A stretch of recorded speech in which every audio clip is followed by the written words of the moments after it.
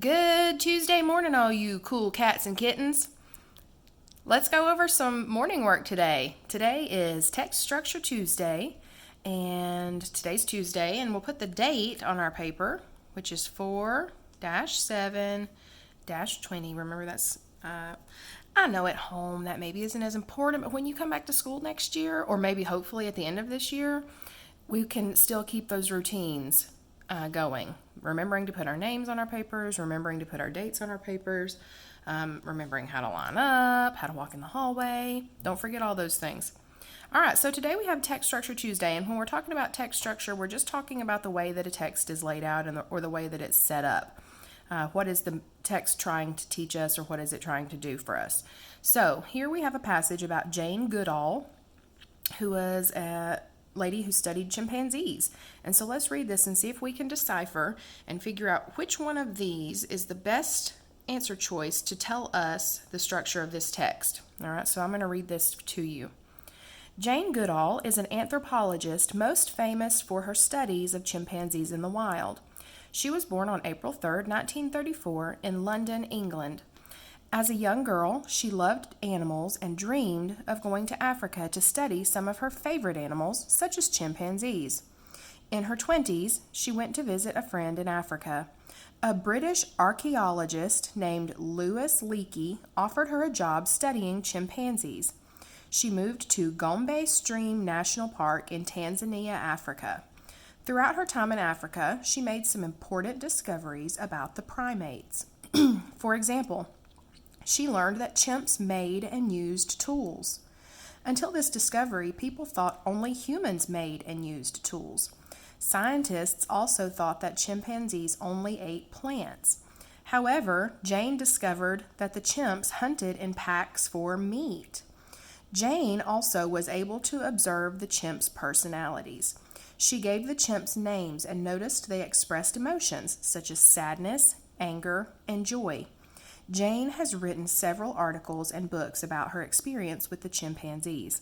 Much of her life has been dedicated to protecting chimpanzees and protecting habitats of other animals around the world. Okay, so let's focus in on what do we think the structure of this text, how could we describe the structure of this text?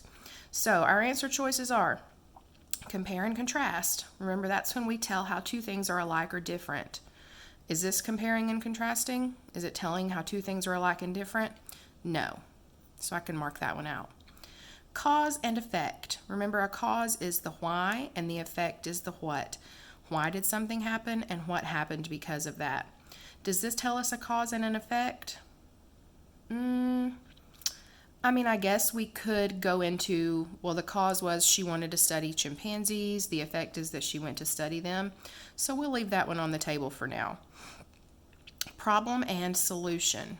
Did you see a problem in this story or in this text? I wouldn't really call this a story. It's a nonfiction text. Did you see a problem in there? I didn't either. So I'm going to mark this one out as well. Now we have sequence of events. Now remember, sequence of events are, that's when we're talking about a text that happens in order, and we're talking about what happens first, next, and last. So if I look through this text, and I think about how this is laid out, it starts off by introducing our character, and then it tells about when she was born. Okay?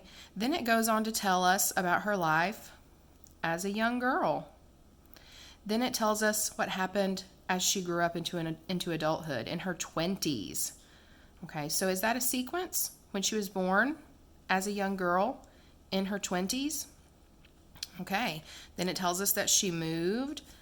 It tells us that at the end, it even tells us about much of her life and what she's been dedicating her life to.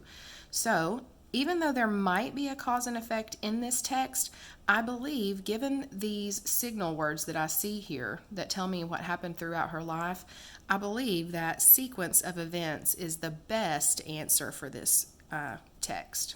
Okay? I have a pop quiz for you. I want you to go on to Google Classroom underneath this video, and I want you to tell me. There are 3 words I'm looking for, okay? I want you to tell me, what do we call an animal that eats meat only. Okay, so tell me that there's a scientific name for that. We've talked about this in class. I'm throwing some science in here for Ms. Tipton.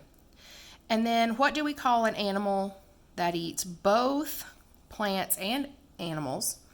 And then what do we call an animal that eats only plants? So I'm looking for 3 words here. And you could even, you could write 3 sentences. Meat eaters are called blank. Animals that eat both meat and plants are called blank.